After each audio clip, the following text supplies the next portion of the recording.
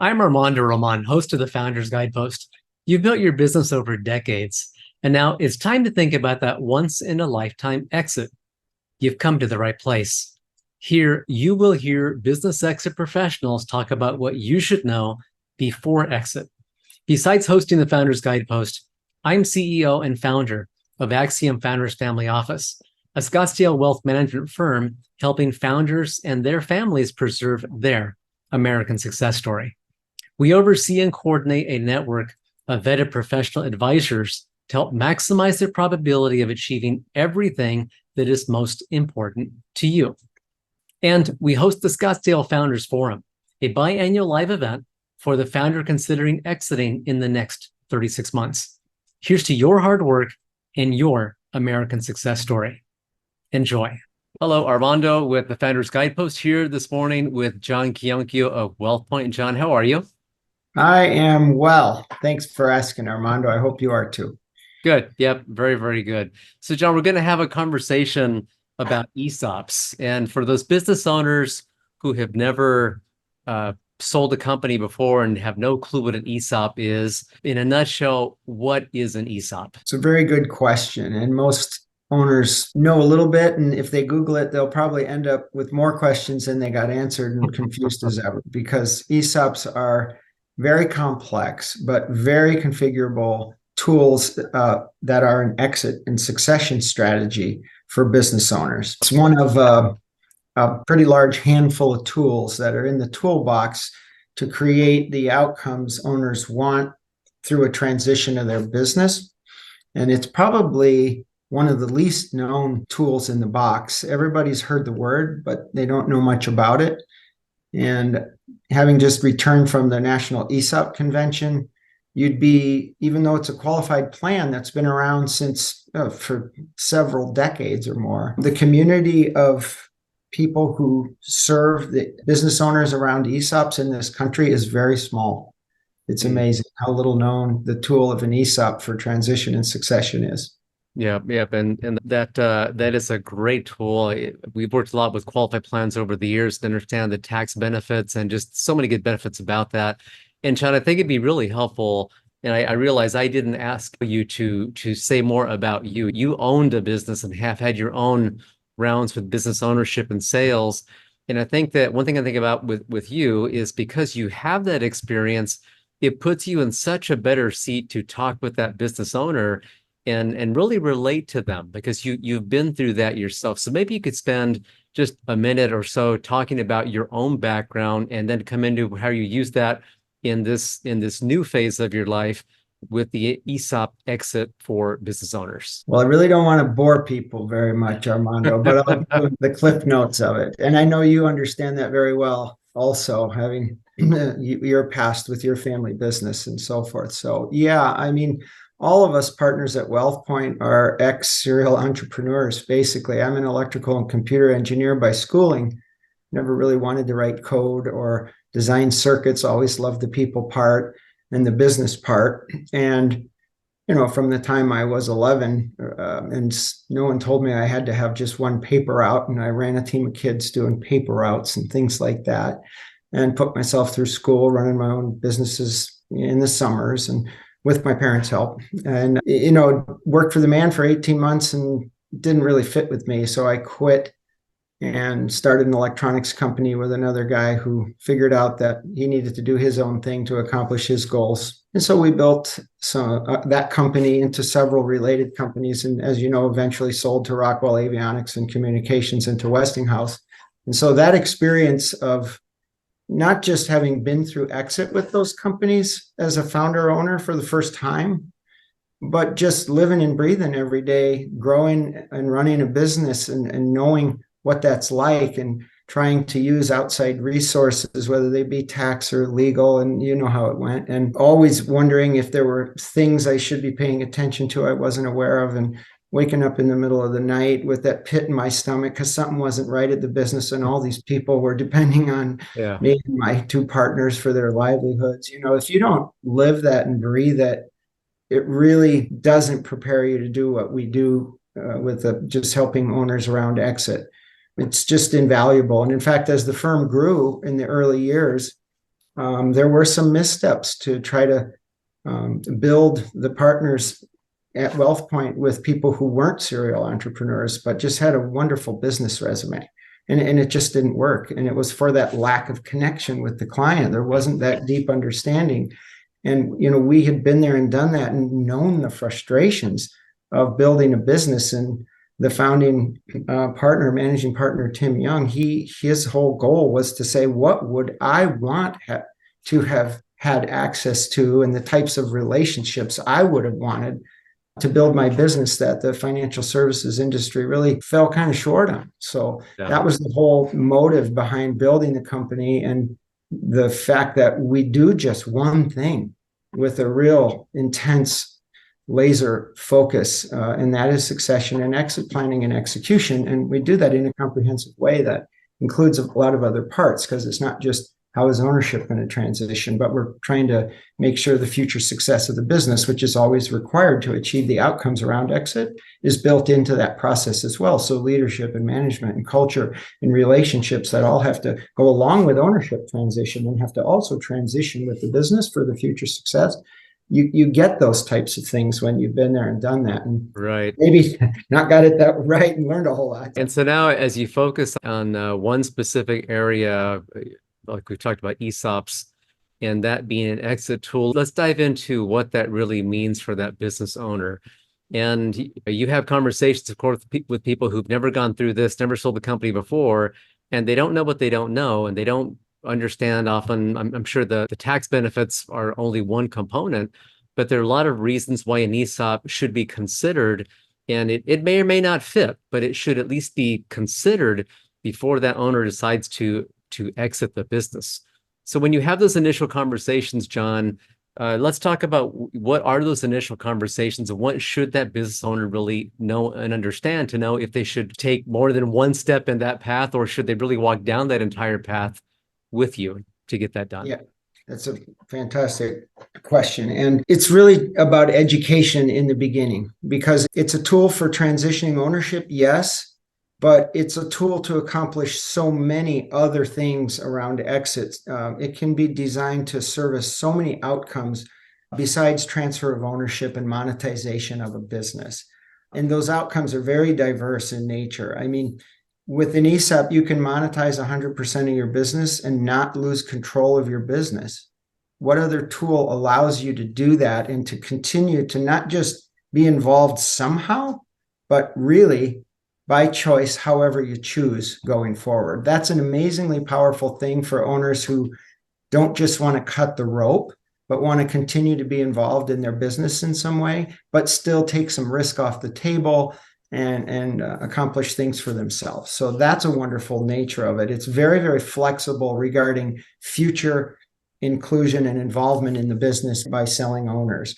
Another one is, of course, the tax efficiency is very nice, because if you, for example, are an S corporation and you do 100% ESOP, you become a tax-free business. You won't pay taxes anymore because the business is actually owned by a qualified plan, the ESOP trust, which is an exempt entity. So that extra cash flow and cash flow flexibility, and having that extra profit to grow your business for capital expenditures, for equipment, for hiring, and just growth in general, bonuses, whatever you might want to do with it, is a really unique thing about this transition tool. Another unique thing is just how impactful it can be for your employees, every employee, from the C-suite right down to the shop floor or the rank and file. Everyone is going to have a retirement account that builds relative to the growth rate of the business. If you look at the stats, you'll see that all ESOP owned privately held businesses as a group way outperform non-ESOP owned businesses. And it's mainly because of the owner mindset that gets instilled in all the employees. They now have a way to build a retirement account where they don't have to put a nickel of their own money in it.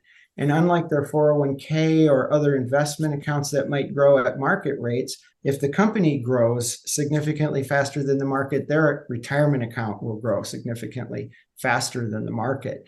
And so all of a sudden they realize, wow, my buddy's in an ESOP over here, and the average increase in his account value over the last 10 years has been 14%. That's incredible. I'm not getting that anywhere else. And then they realize, wow, if I do my job better, if I use one less paper towel in the bathroom every day when I wash my hands, it'll go to the bottom line and increase the value of the company and my account along with it. And that's a silly example, but they really do begin to start thinking like owners, where they start getting better at their own jobs, collaborating better with their teams, having more of a big company focus where it's like my company now. And that owner mindset is enormous in its value to get the most out of the most valuable asset most companies have, which is their human capital, right? The human potential that's in every one of their employees. And that's an amazing benefit. And there are so many more benefits that you can design an ESOP, and not just the ESOP, but ESOP in conjunction with things that you might choose to surround it with, a stock appreciation rights plan or some sort of phantom equity plan for leadership, because it is an ERISA plan with formulas for how many share allocations go to each person based on their comp and things. So it can't be discriminatory per se, but it's the foundation. And then the things you can surround it with and integrate it with your 401k and other benefits that you have to really do things for your employees, it is very powerful. And it's complex. And so most people don't really have the level of education they need to fully understand the impacts and the outcomes they can achieve with the tool. And as you know, business owners are so busy. I mean, exit's a perfect storm for these owners, because first, they're so busy building their business. Secondly, they see exit as this thing at the end. I'm so busy now. Why would I put time now into working on something that might be 5 years down the road or more? And they don't realize the runway required. And then thirdly, they don't know what they don't know about these tools like an ESOP. And if they did, I'll give you an example. I have a current engagement with a very great group of owners, 2 owners, and they have a wonderful business, and they're just planners, and they wanted to educate themselves about exit. So they engaged us with a 10-year runway for exit. Wow. And that was about 9 months ago, and we're 9 months in. And now that they've learned all their options and got fascinated with the ESOP option, that 10-year runway turned into a 2-year runway. It'll give so much extra time to their people that they care about to build those accounts, and they still get to run the business. And there are many technical aspects of an ESOP we could discuss, such as warrants, which allow them to also participate in the future growth of the business. If you sell 100%, you can participate in the ESOP yourself if you remain an employee. And you can also have warrants related to the transaction, so that at a future date, you can cash in those warrants and continue to take advantage of the increase in value. There are so many ways to use the tool to accomplish outcomes you want that people don't understand. And sometimes it'll change your runway from 10 years into 2. But Yeah, that's amazing. That perfect storm of busy, and it's later, and not knowing what they don't know about the tools, they miss out on opportunities. So When you're talking with the owners who are going through an ESOP and they've decided to do it, are there things that you're hearing over and over from them that are the resounding why they chose that versus sell to a private equity firm, sell to a competitor? Why did they want to choose the ESOP? What are you hearing from the business owners? Yeah, that's a great question. Most of the time, the initial interest is either tax efficiency or employee impact. They really want to do something for their people, their loyal employees. So those are the 2 original ones. But as they learn more and more about the tool, it often expands from there to say, I didn't realize how I could design my future involvement. I didn't realize that the company's still going to run according to the board of directors, and they're going to be the chairman of the board, and so on and so forth. So some of these other possibilities to achieve outcomes for themselves and their families, or their employees and their families, emerge. One of our current engagements, so we closed one ESOP a week ago yesterday for over 125 million. And that was a very unique design of that ESOP based on what that owner wanted to achieve with his business for his family and his employees. And then we're going to close another one on Monday, actually. And that one was also a very unique design where one thing you learn about ESOPs is to really max out the benefits toward the outcomes you're trying to achieve. It takes a lot of analysis and design work on the front end to explore all the avenues and potential of the tool, do that all up front, because doing it later can have negative impacts on that owner mindset and on some other things, right? That upfront design and analysis thoroughness is really important. And as we begin to take owners through all those things they should be thinking about, the lights go off and they end up realizing other things they might want to achieve they didn't even know were possible or think or thought weren't possible, and that sort of thing. One owner, for example, and the one we're going to close next week, he had a whole bunch of very, very loyal employees that were highly tenured, some of them 25 plus years, but they weren't executives. These were line workers and people that were so loyal, and he knew them all like brothers and their families all these years, the owner, and really wanted to do something for them, but they weren't very highly paid. And they'd been there so long that their runway was pretty short. And so the ESOP would do less for them because they weren't going to be there for 20 more years, you know. And he really wanted to try to figure out how to use that tool to do something special for them. And so, you know, it took an extra month on the front end to figure all this out, because we had to, first of all, understand what he wanted to do. And then we had to look at the census of those people and know how many there were and so forth. And then we could start to dive into the rules and regulations of ERISA to figure out the definitions of compensation limits that we could use to do special things for those people. And then we had to do all kinds of financial analysis and compliance testing that a TPA might do years down the road to look at 404 and 409 and 450 section limitations to make sure we weren't going to design future troubles into the plan and so forth. And it took a long time, but in the end, we got that all done, and we were able to put a scaling factor in the definition of compensation so that based on your tenure, you would not just get share allocations based on your comp, but you'd get a scale factor based on if you'd been there for more than 10 years or more than 15 years or more than 20 years, so that their allocations would actually be greater. And that kind of design work is really important to really put the tool to use. And I think, unfortunately, an ESOP is a transaction, and a lot of companies who do formations get pretty focused on that transaction and getting that across the line, and maybe don't put as much energy on the front end to take the time to do all these special things. And that's one of the downsides in the industry, I think, just by nature, like any transaction-oriented situation, where there's a bit of a conflict of interest there, but pride ourselves on doing that really well because our business model is different than that. I was going to touch on that yeah, you can find cookie cutter models out there for just about anything, but to really make it impactful for that business owner, for that founder, it really takes understanding, what are they really trying to get to? What do they want? What outcome do they want to see when it's all said and done? And then is there a way to customize and tweak and work within the ERISA code, et cetera, to get as close as possible as you can to meeting that outcome? And it sounds like that's what you were able to accomplish with that example that you used, where on the surface, it looked like it might have been a little difficult to get there, maybe not possible, but with a little more homework and digging, you found a way. Yep. It's that's where the real benefits lie, in that upfront thoroughness of design and analysis. And then a part of that plan also was the leadership team was very important to the future success of the business. And he wanted to do more than he had done in the past to keep them around. And so we ended up designing a stock appreciation rights plan in conjunction with the ESOP to do special things for those top 4 or 5 people in the organization that really needed to be there long term to create the growth and everything he was looking for. And so that's the sort of thing I'm talking about. And that's not a part of an ESOP. That's a totally separate non-qualified deferred comp type of a plan, which is I don't like the word, but it's discriminatory. You can do it for a single individual.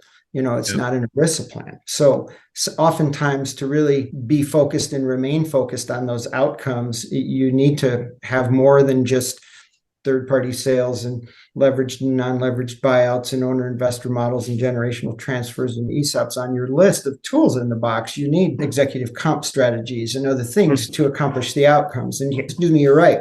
Our process is very unique, and the first phase of it is to take the time and include all the players that will influence decision-making in a transition, and really find out what's important to everybody and crystallize those outcomes, because they become the true drivers of everything we do when we do a comprehensive succession plan for an owner, especially one who's a founding owner who hasn't been through exit before. Yeah. And so with the ESOP, you hear often about, John, about the tax benefits of the ESOP. You hear about sometimes, like you mentioned with the S Corp, it can be a non-taxable entity going forward. And you'll hear often that there's a runway. The owner needs to stick around for maybe 3, 5, 10 years or so before he or she can really leave the organization.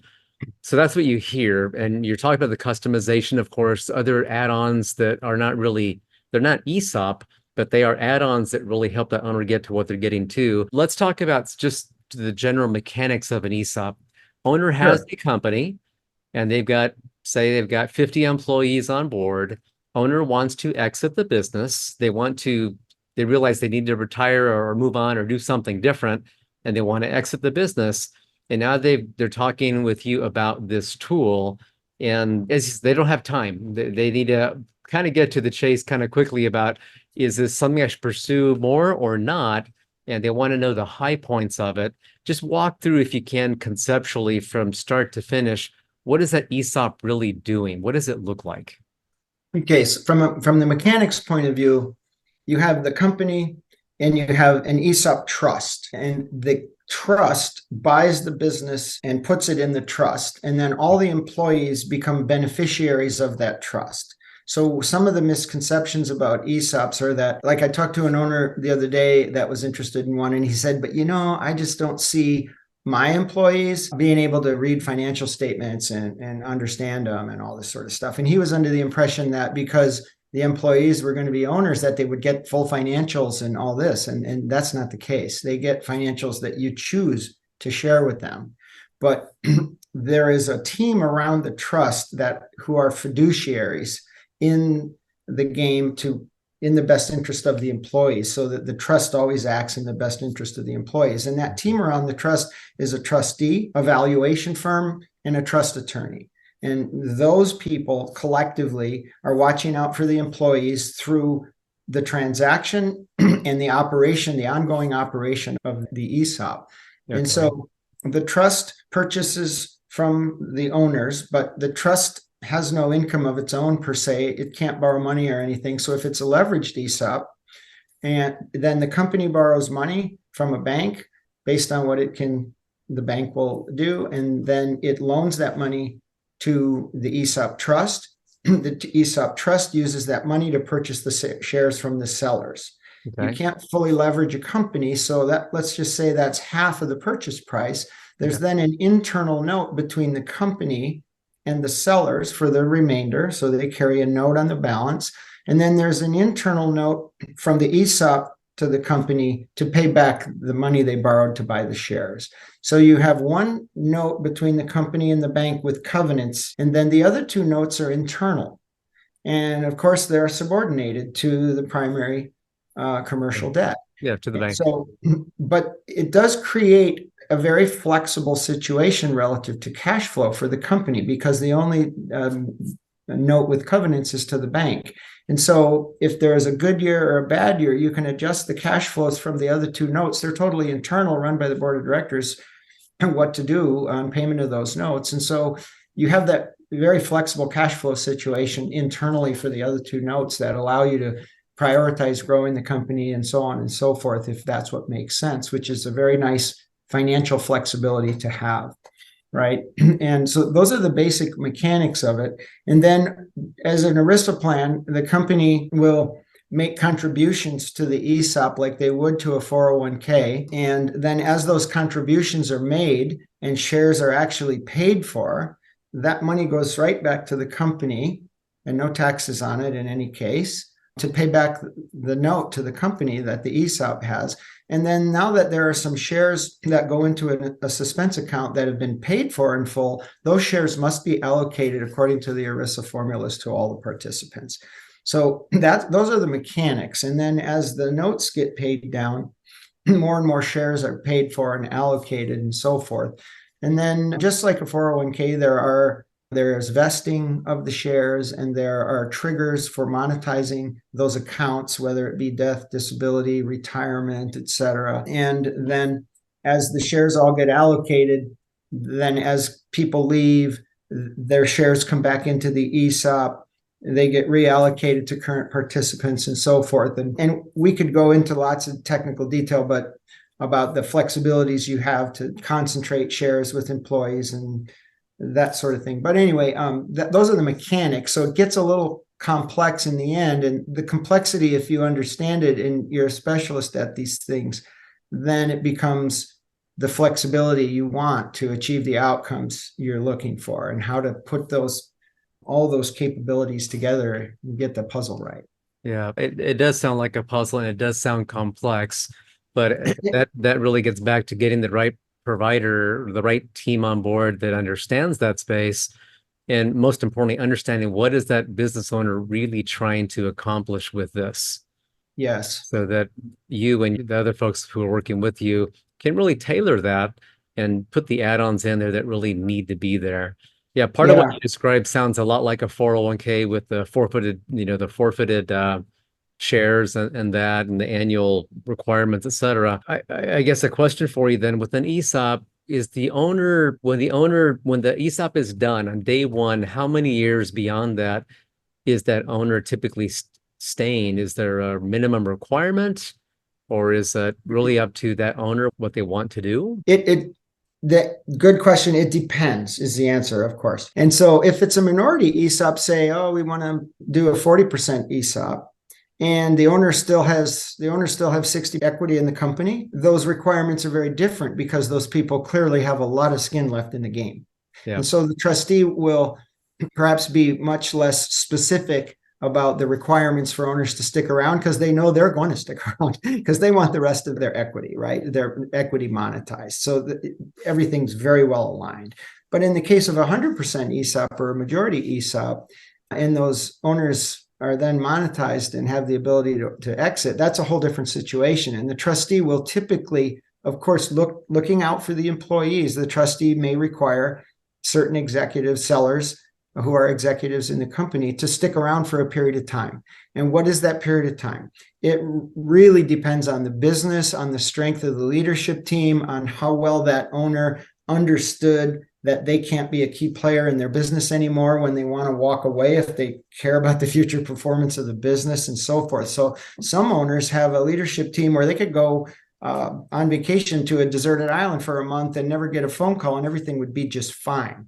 In that case, the trustee may require them to stick around for a year in a certain capacity or something like that, just to make sure the transition is good. If that owner is a really key player and they really haven't replaced their core values to the organization in the rest of the organization, and it would hurt the organization if they left abruptly, then the trustee may say, no, you need to stick around for at least 2 years or maybe 3. But the comments you made about 5 and 10, no, that would be very, I say rare. I don't know if it ever happens. So usually it's in that range of a couple years, maybe a little more if it's an extraordinarily unprepared situation to lose a seller. So the talents of a seller. So, but yeah, they're just, the lens to look through is, if you're the trustee and you're looking out for the employees, the longevity and future success of the company is what's really required to be a successful ESOP.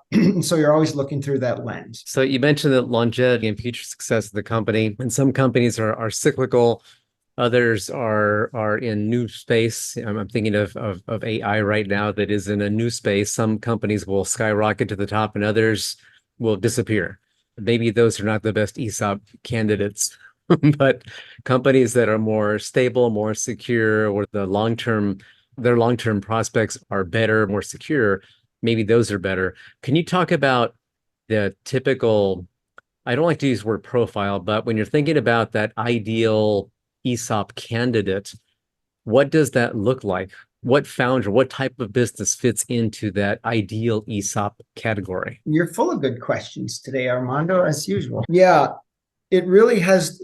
An ESOP is a long-term play. It's not a short-term thing. You don't form an ESOP with the idea that 3 or 4 or 5 years from now we're gonna disband it, take it out. That's not really the motive. It's a long-term play that is designed to reward employees and create longevity in privately held businesses. That's why the government is so supportive of it right now, because If you look at what's happening to Social Security, the government's pretty interested in employees having better retirement accounts built up. And an ESOP is just a wonderful tool to help all employees do that, not just executives. There's a lot of support for it all the way around right now. And really what we're looking for is a company with stability and the potential to be around for a long time. So you will sometimes see ESOPs put into companies with 10 employees because they're in a market and an industry that's so stable and so solid with long-term contracts that they expect that to be a very consistently stable company, and that's a safe bet. But if it is a company like AI startup or something like that, no, then if they could disappear tomorrow, not a good fit until they know that they have a niche where they are probably capable of performing for the long term and being around for a long time. So it really depends. And then there are certain metrics you look for, certain level of payroll, because payroll dictates contribution limits and things like that. So there are a few financial metrics. And the real answer to the question is there isn't a cookie cutter there either.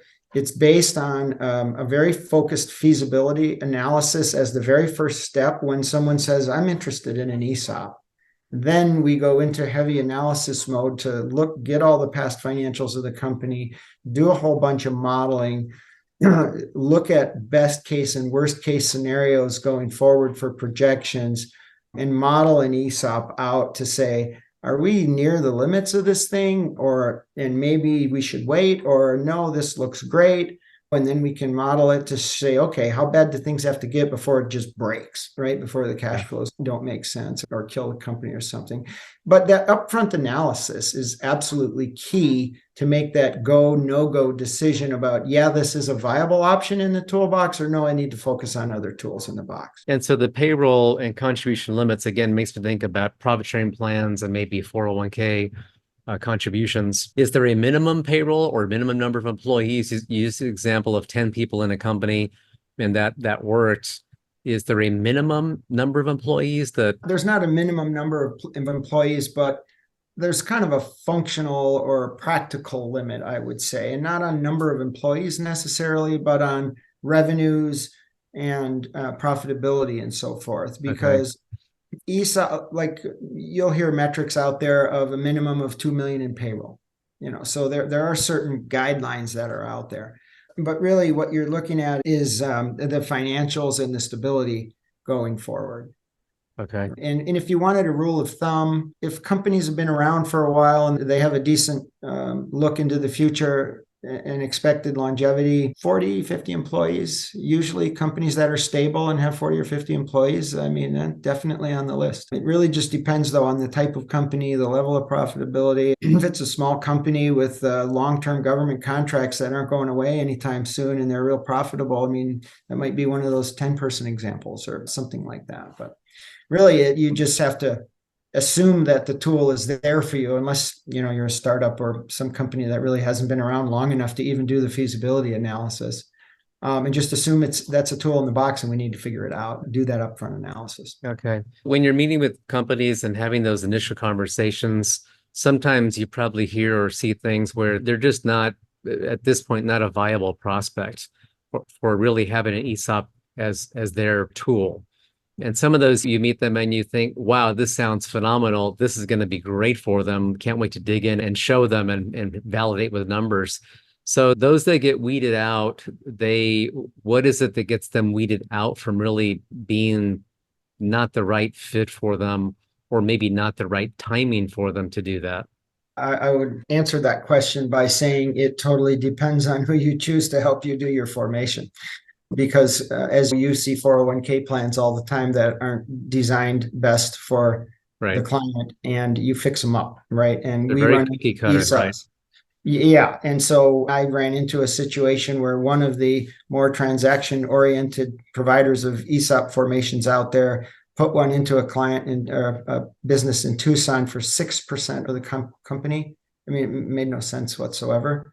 But that company got their fee to do the formation. So, we see stuff like that. That's an extreme example, but stuff like that happens a lot where it's just pushed through. It's an ESOP in a box. It's a cookie cutter process. And, it's really just about the transaction. And those situations are just inappropriate in a lot of times. So it depends on who you're dealing with. But for us, it has to be someone who cares about their employees predominantly and really wants to see their business go on without losing its culture, its legacy. So as an example, PE would be a very bad choice for them because their company would go on a platform, their culture would disappear. A lot of their management employees that helped them get there would be redundant and probably lose their jobs. And the legacy of what they built would just kind of disappear into the platform and, that sort of thing. So it really depends on what those outcomes are that they're looking for. And I don't know if you saw it, but a few months back, the IRS actually put out an alert, a warning, if you will, to the world that we are scrutinizing ESOP formations a lot now. So beware. And the reason is because a lot of owners, not a lot, but some owners and some formation entities will do ESOPs for the wrong reason and for the tax benefits. For example, I know of a case where someone wanted to put one in place to monetize the business. They were going to use the tax efficiencies to pay bonuses to top level executives. And then when all the notes were paid off and the debt was gone, they were going to disband the ESOP. So it wasn't going to do anything for the rank and file employees at all. They wouldn't even be vested. Those people doing things for the wrong reasons are out there. And the IRS has put the flag up that we're cracking down on that because it's not just a tax efficiency strategy. And if those are the only motives, I would say probably not the best fit. IRS has, you mentioned ERISA, and we've talked about ERISA, mentioned a few times in this conversation. And ERISA oversees, it's an acronym, of course, and it oversees employee benefits, 401k plans, defined benefit plans, ESOPs, health insurance benefits are part of that category as well. So it's really, how do you take care of the employees? So one of the tenets that IRS says with these types of vehicles is, business owner, we're going to let you do this, but you have to bring employees with you. It's got to benefit them as well. That's why this tax benefit is so generous for you. And those are my words, and my interpretation. But having worked with qualified plans for over 30 years, that's what it seems to me as IRS comes out with its different employee benefits along with business owner tax savings, and it pairs those together. Yep. You nailed it. The fit has to be good. And for us, if someone comes with a bad fit and they're just trying to use it as a tool for some ulterior motives than the ones it's designed for, that's not a good fit for us. That's not what we do. We're not succession planners to get a phone call down the road from an employee of a client or an executive of a client to say, hey, why did you do this to our company? If we're going to help advise someone on how to make a successful transition to their company, they have to go through our process where we not only have taught them all their options and so they can choose best, but we have to convince ourselves that we're advising them to take advantage of the best options, or it's not a fit for us. This ESOP is a classic example of there's a right way to do it. And there are lots of wrong ways you can do it. Anything this complex with so many moving parts and management, ongoing management that's required to really get it right and keep it focused on those outcomes as the plan matures, you need to do it right, or you're going to set yourself up for some issues down the road. And so that's, this ESOP we're going to close next week took us 9 months to do that formation. A lot of companies will grind them through in 4 months, and you can do a very simple one in 5 months thoroughly. But if you're really focused on those outcomes and maxing out the capabilities of the tool to achieve those outcomes, you just have to be willing to put the time and energy in on the upfront design phase to be thorough and get that all right and do all the analysis and all the future testing, projections and testing of future limitations to make sure you're not designing future problems into that plan design. It's an amazing tool. It's incredibly powerful. But as the movie industry told us, with great responsibility, with great power comes great responsibility, right? So you really do have to do it right. And we take that very seriously. That's right. I mean, you know us. We're all a bunch of serial entrepreneurs that love the free enterprise system in America. And what gets us out of bed and truly drives us every day is to help owners get it right in the end around succession and exit, because you can pump decades of your life and your heart and soul into building this asset.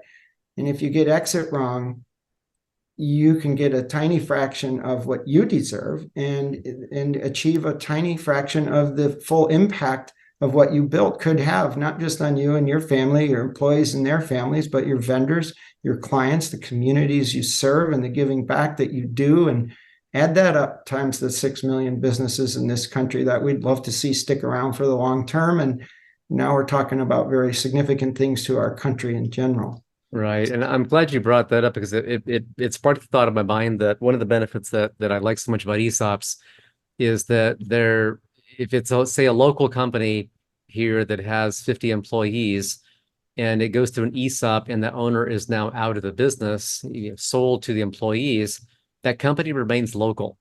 It's not a company from somewhere in Europe or China or some other state that owns it. It's owned by the people here who helped build the value and provide service every day to that company. It still remains a locally owned company. Yeah, that's huge. I mean, I was in the gym this morning and I met a guy who told me about his company, the company he works for. And I asked him, is that a private company or public? And he said, well, it's public. We got bought by a public company a few years ago. It was private. And then he went on to say, yeah, it was a lot more fun working here, when it was private. As we got absorbed, now it's a lot of corporate stuff and a lack of focus on what we knew grew us. And he was just, and even if it's not an ESOP or whatever, the business staying locally owned, privately owned, I believe is very important. And so I couldn't agree with you more, Armando. So let me ask you, you mentioned warrants, and let's use an example of a company that has, say, 50 employees.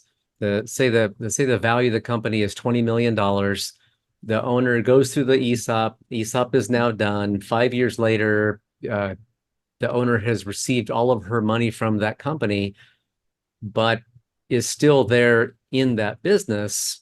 And you mentioned warrants. What might that mean for that owner who sold for that amount of money and got that money tax-free and now has warrants? How could warrants affect that sale or affect her now? I want to correct one thing. They might not get their proceeds tax-free. ESOP doesn't guarantee that.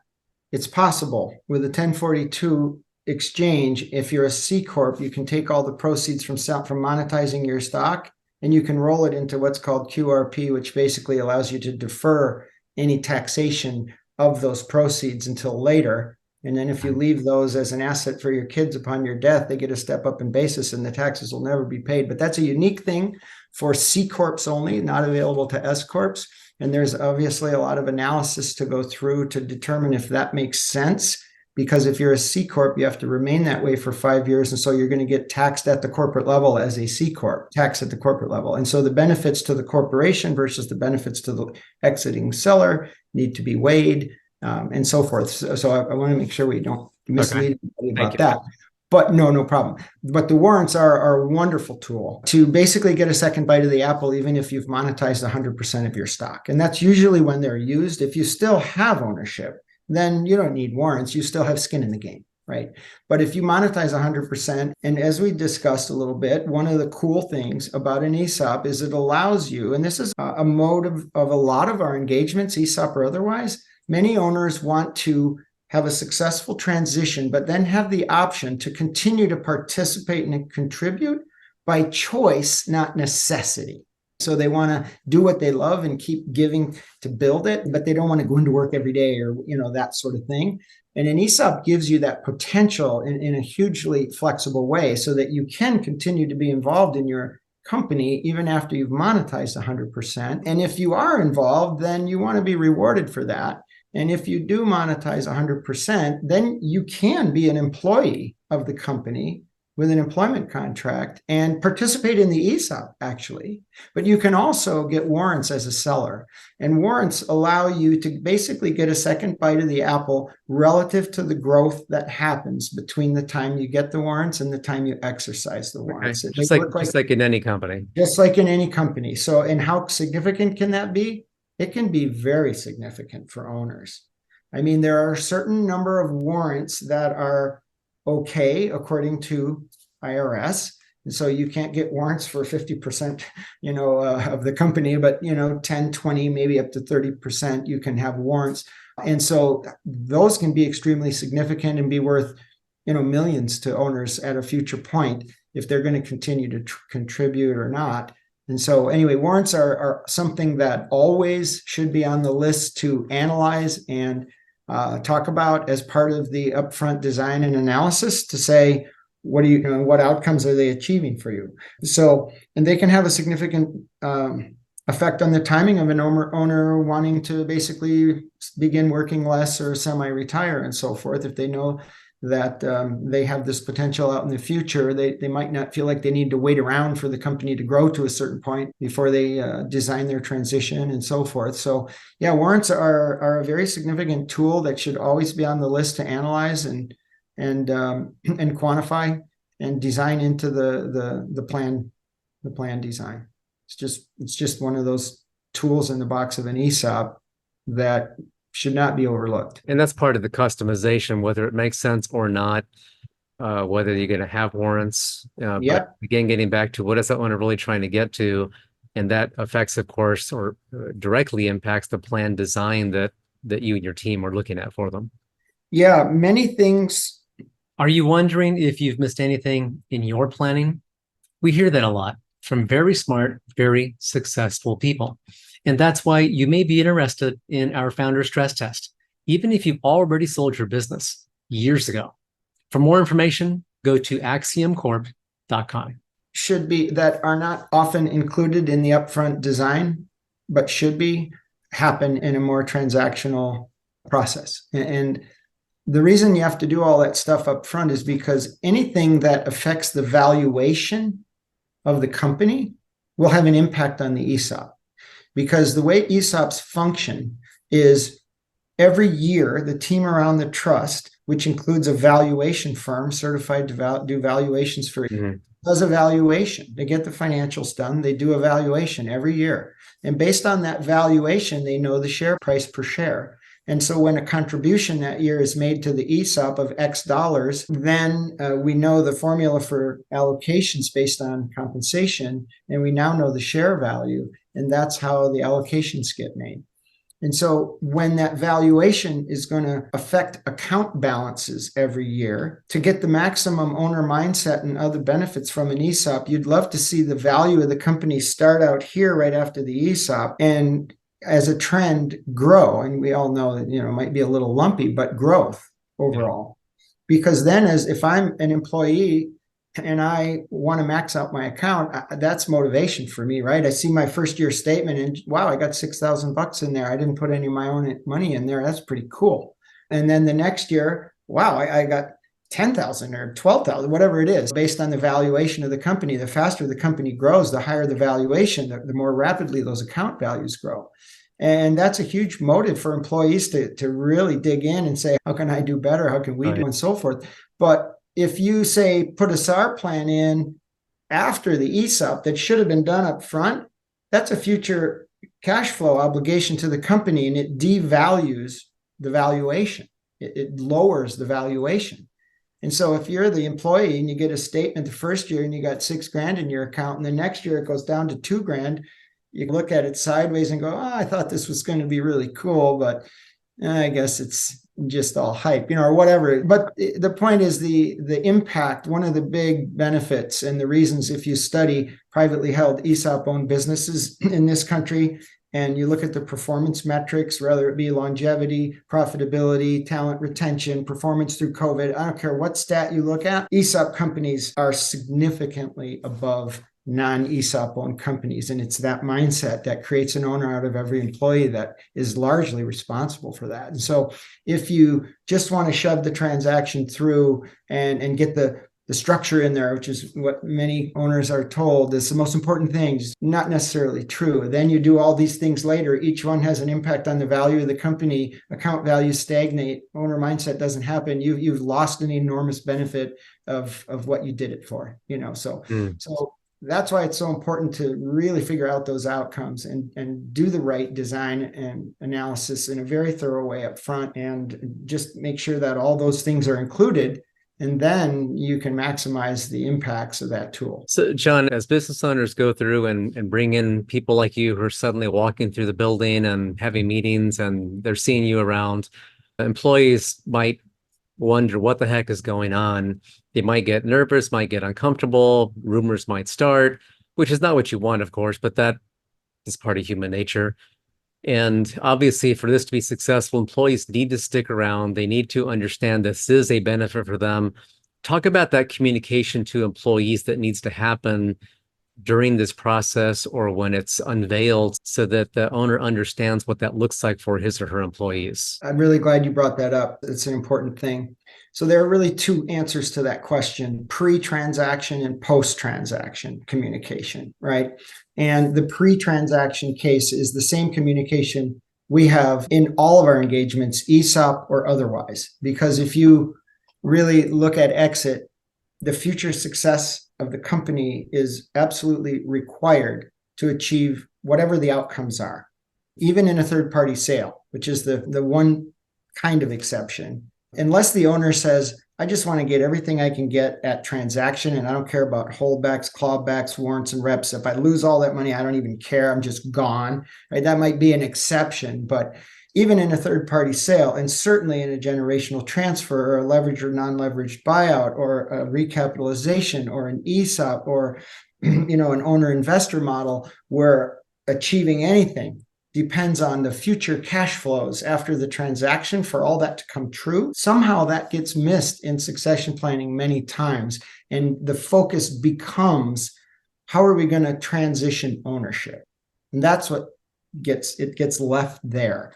But if you don't transition leadership and management and culture and relationships, internal and external, that are required for the longevity and future stability of the company will suffer for that, right? If owners want to disappear and they're the visionaries guiding the company through the economy and the market, and that's going away, if they're the ones who make it tick from an operations point of view, like a Swiss watch, and they're going away, if that culture is, they're the keeper of the culture, and that's what keeps talent around and allows them to attract good talent. Or if they have relationships with key clients or key vendors or city officials or whomever that are vital to the success of the company, all that stuff has to go with the company through a transition to ensure the future success and really achieving those outcomes at the highest level. That gets missed. And so as we help owners plan for succession or exit, the communication to employees isn't,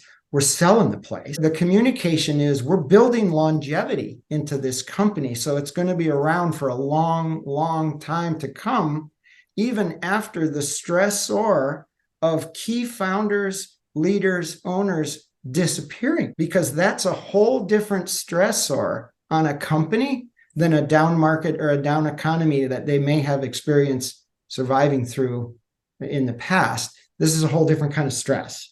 And so if you're really a true succession planner, your client isn't the owners. Your client is the asset. And so we're looking at the asset. And what does it take to make it around for the long term? And then we can achieve anything. All the options are available at that point. And so that's the communication pre-transaction, ESOP or otherwise. Post-ESOP, it's very important to have an ESOP committee you form and to have an ongoing strategic plan for usually quarterly company meetings and communication strictly about the ESOP. It is complex. People have lots of questions, and there needs to be an ongoing venue to get together to continue the education process about the tool and how to best achieve the outcomes for everyone, so that they know how to participate best as an employee to grow the company and so forth. They understand thoroughly the impacts it can have on them and all those sorts of things. And to be able to answer all their questions that come up, to really max out impacts from an ESOP, the post-transaction communication to employees is very important. And so one of the steps in our ESOP formation process step number 6 is an ongoing relationship to make sure they get that right until it's established and rolling, right? Because again, we're focused on outcomes. So that is super important with a tool this complex. Well, I like what you said, building longevity into the business, transitioning the asset, you're focused on that. And I can see how, from an employee standpoint, that sounds like what they would want. They want that company to be there. They want that culture that they become accustomed to and those relationships with the people they work with. That's what they want.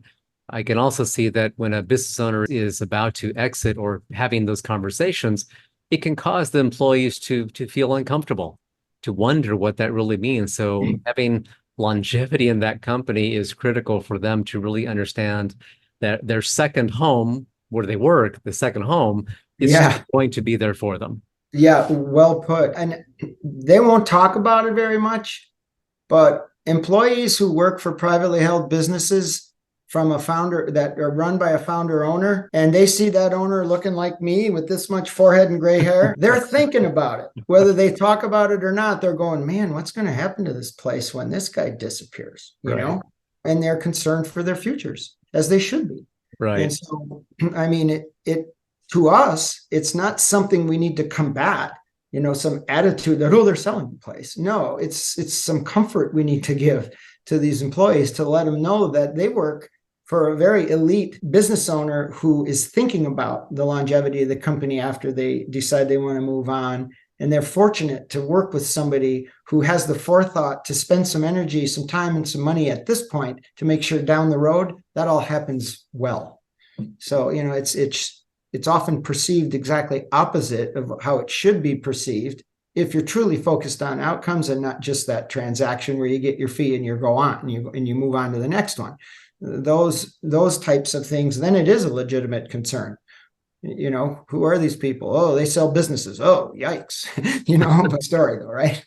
John, what have we not touched on so far in this conversation as you think about those initial conversations you have with business owners about the concept of transitioning themselves through an ESOP with their company? What comes up in those conversations that we haven't touched on in this conversation? Good point. I would say a couple things. One, exit in general, that perfect storm of busy and later and don't know what you don't know, so causes runways to get so short that outcomes are compromised, options are limited. That's the first one. Just exit in general. The best time to educate yourself about what it takes to get exit right is today, no matter how long down the road, unless you're a startup or some business that's not established, right? And as an example, the 10-year runway that turned into a 2-year runway. I mean, if you don't know what you don't know, how do you know what you're missing? So education now about exit is the first goal. And when it comes to, I think is especially true, learn about ESOP sooner rather than later, because once you understand the capabilities, the flexibility, the configurable nature of an ESOP towards so many outcomes, and you learn that, wow, I don't lose control of my company if I sell a majority percentage and all these things, it will probably change your thinking about exit and the timing of it and so forth. So we just don't want to miss opportunities to do what we want to do with this asset we've built with big chunks of ourselves and our lives around exit because we didn't know what we didn't know and we waited too long. And with an ESOP, that's especially true. So I would say runway is everything when it comes to getting exit right, particularly with an ESOP. And so, you know, you and I have had this conversation where I've said that, look, I'll have a conversation with any business owner, whether they're a potential client for us or not, to have that wake-up call with them to say, hey, look, let's talk about exit, just so you know how that should be involved in your thinking, because it may change the fabric of how you operate your business on a daily basis starting tomorrow, to do some of these things that take years to get right. So you have all your options available to you. And at some point in the not too distant future, you're ready. Your business will then also be ready. And now you have all your options and timing flexibility to achieve what you'd always envisioned with this asset you've built. So timing and runway is everything. Yeah, I've heard you say many times that, planning ahead, that founders will see exit as a project not realizing that you really have to spend a lot more time with it and understand what options are available. And that when they don't understand and they make a choice, maybe because they've waited too long, maybe a health issue came up, maybe they're just burnt out and tired and they just want to be done. But whatever the reason, to really have the most flexibility, the most choices available, they really have to plan ahead and think about it. And as you said, thinking about it sooner so that it helps them understand more and put systems in place, the right people in place, et cetera. It just gives them a heck of a lot more options. And I really like what you said, though, going back to what you said a moment ago, building longevity into the business. I can't think of anything else that's going to make that employee of the company feel more secure, more stable going forward than that statement that you made. You're building longevity into that company, and it's going to help them just keep that what they've known for so long in the business there. And you also Yeah. mentioned earlier, we said a couple of times in different words, but we hear a lot when we talk with founders, business owners, entrepreneurs, when we talk with them, the question that we often hear is, what am I missing? And you said the same thing yourself in talking with them as well, that they wonder, what am I missing? What have I missed? Yes, I've got X, Y, and Z. I've done all these things, but what are the gaps? What have I missed? And they don't know what they don't know. So Yeah. glad that we had this conversation, John, about ESOPs. And any final thoughts that you want to share for the listener who's wondering if they should be thinking about an ESOP for their company as they think about transition and exit? Yeah, I do have something I think is valuable to share, and that is like any industry, there are different players who serve the industry in different ways. And ESOPs are amazingly capable tools. They are complex. To do them right, as we talked about, requires a whole bunch of work. And anybody who has experience forming ESOPs is probably capable of doing that work. But as we've heard so many times in life, you get what you pay for. And there are vendors out there who will give you a fee of half of what it is to do it right. And they may nickel and dime you along the way. And anyway, my point is, it's not the time to be penny wise and pound foolish, and to realize that you get what you pay for, and doing it right is way more valuable, multiples, orders of magnitude more valuable than the difference in any fee you might perceive up front to install the ESOP. And the tax efficiency of an ESOP is pretty great. If you're an S Corp paying 40% tax, state and federal, and now you pay none, you're going to have more cash flow to play with. And the return on the investment of forming an ESOP will be fast, measured in months often. And so focus on doing it right is the message, even if it costs a little more to go first class, as my grandfather used to say. and the point is that means being focused on those outcomes. So if you get nervous that you haven't fully clarified those outcomes, that there isn't a process in place to fully understand those outcomes of all the key players and stakeholders in your business, that should be a huge red flag to say, yeah, maybe I'm going to shop around a little bit. So it's important to get it right the first time. And so that's my big message, is it's the normal world out there in the ESOP vendor space, and shop wisely. Excellent. Thank you for that summary there. And from our perspective, when we're talking about that founder, we want to make sure it's the right time for them. Are they ready with themselves, with their family, with where they are financially? Is it really the right time? We don't want anyone to go through a sale and then regret it, as most people do. We want them to make sure that they feel like they're in the right place. And then when it is the right place, then let's have a conversation with John, and let's see, well, what do those options look like? What is going to be the best thing for them? So, John, thank you so much for this conversation. Really helpful. I appreciate your experience and what you bring to the table when you're talking with those owners. And you like I say, you've been there, you've been in their shoes, you had your own exit, and now use that business experience to really help them as a colleague, as a consultant, help them walk through and navigate in the best outcome for them, given whatever they might want to accomplish at that point. Well, thank you, Armando. I appreciate the opportunity to get the word out, because it's just so important to our cause, our purpose in life. And I enjoy working with you because you're like us. You've been there and done that with a family business and you get it. And so it's just a great connection. I appreciate the opportunity to get the word out and help more people. Certainly. Well, John, great. I again enjoyed the conversation. Anybody has any questions, then what we'll ask them to do is reach out to us and then we'll have them, we'll set up a meeting with you. And you are based here in Phoenix, the Metro Phoenix, but you've got folks in different parts of the country as well. And I appreciate what you do. I appreciate the approach that you take. And I hope that the right ears hear this conversation so that we can have another conversation with them. So do I. Thanks again, Armando. I really appreciate it. Hope you enjoyed this episode of the Founder's Guidepost. Whether exit is on your immediate horizon or maybe 10 years down the road, there's something here for you. And remember, we all have an expiration date. We just don't know when that will be, which is why planning ahead is critical. And if you're wondering if you've missed anything in your planning, contact me to schedule your founder strategy call. You may call our office at 480-367-9000 or schedule a call at axiomcorp.com. Here's to your American success story.